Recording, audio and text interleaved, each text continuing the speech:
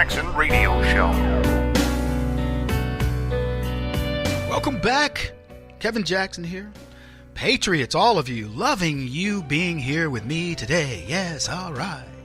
Bringing in the new year together, radio-wise. And hopefully we will all have the year that I'll just say that God wants us to have. Because, here's the thing, folks. It's not our plan. It's God's plan. Understand that. Do what you can to work towards something. But here's the thing. Don't do it for yourselves. Do it for something greater than you. That's the reason why we do this, isn't it? We have better things to do. Honestly, do you really, unless you're just a debater and you just like arguing with dumbhead, little crazy monkeys, there's no reason to be involved in politics and deal with leftists. It has to be for the greater good. Who wants to do this? I'm a funny guy at heart.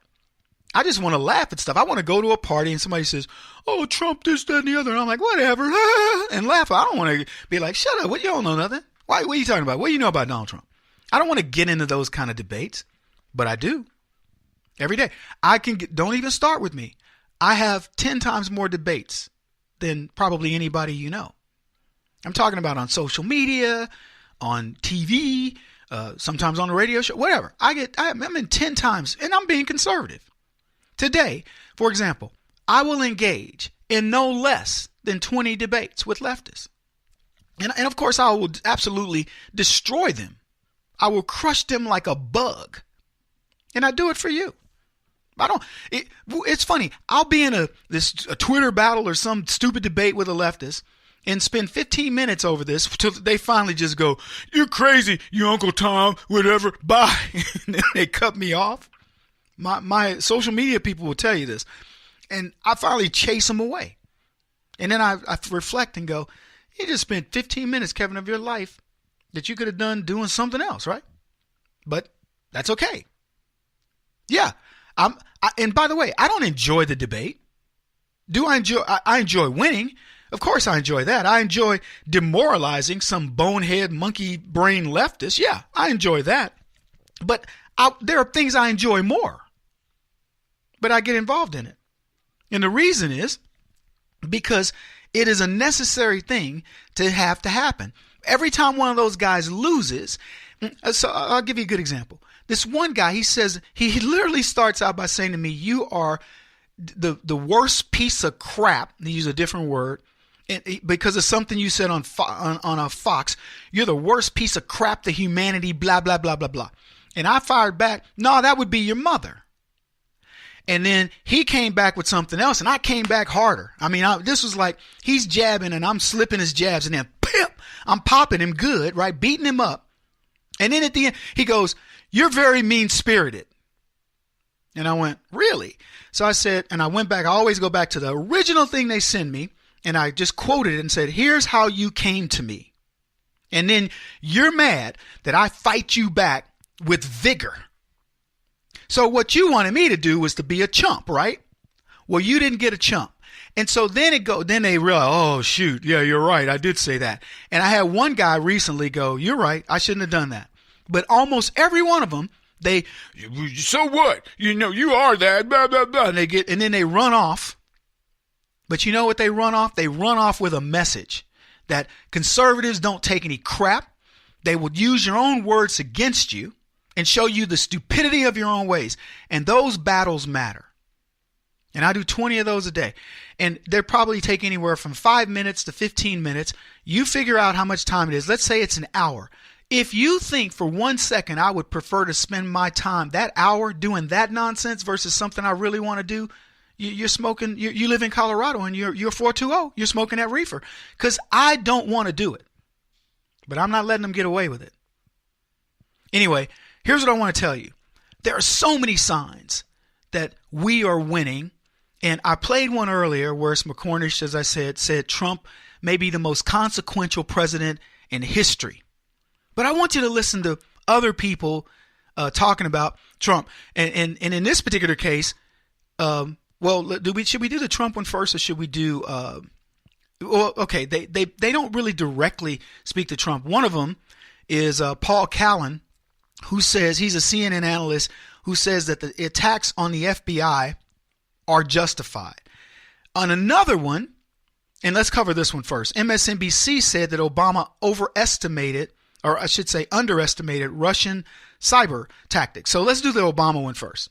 And we begin with a new sweeping piece in the Washington Post that looks at how the U.S. underestimated cyber threats from Russia, finding inaction to be the most consistent policy. Early warning signs of a growing Russian disinformation threat included the 2005 launch of RT, the Kremlin-funded TV network. But the real wake-up call came in early 2014, when the Russians annexed Crimea and backed separatists in eastern Ukraine. According to the Post, an intercepted Russian military intelligence report dated February 2014 documented how Moscow created fake personas to spread disinformation on social media to support its broader military campaign. In the White House Situation Room in the spring of 2014, aides pitched President Obama on creating several global channels in Russian, Mandarin, and other languages that would compete with RT. The proposed American versions would mix entertainment with news programming and pro-Western propaganda. But President Obama brushed aside the idea as politically impractical. After the 2016 election, officials briefly considered rushing out a new order that, for the first time since the collapse of the Soviet Union, would authorize sweeping covert operations against Russia.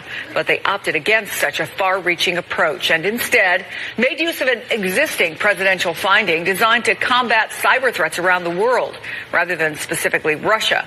Obama signed a separate order which gave the CIA the authority to plan operations against Russia. All right, everybody, welcome back. So that was Chris Jansing, and her cohort, but she's reading this and she's going to go into a Q&A on the panel. And the critical things that I want you to understand are as follows. One, this is MSNBC. And two, they are quoting a piece from the Washington Post. These are two very leftist organizations. MSNBC, I don't need to explain it. Washington Post, owned by Jeff Bezos, who hates Donald Trump. And they say how the United States underestimated cyber threats from Russia, going back to warning signs of Russian disinformation that were included in the 2005 launch of RT. If you haven't heard of RT, go look at it. They have a little green logo. And it's just like Al Jazeera or whatever else. And I don't consider it a propaganda arm. It's a media outlet from another country. What do you think they're going to do? Oh, America, you're so wonderful. They're going to tell you things from their perspective. I think that's great.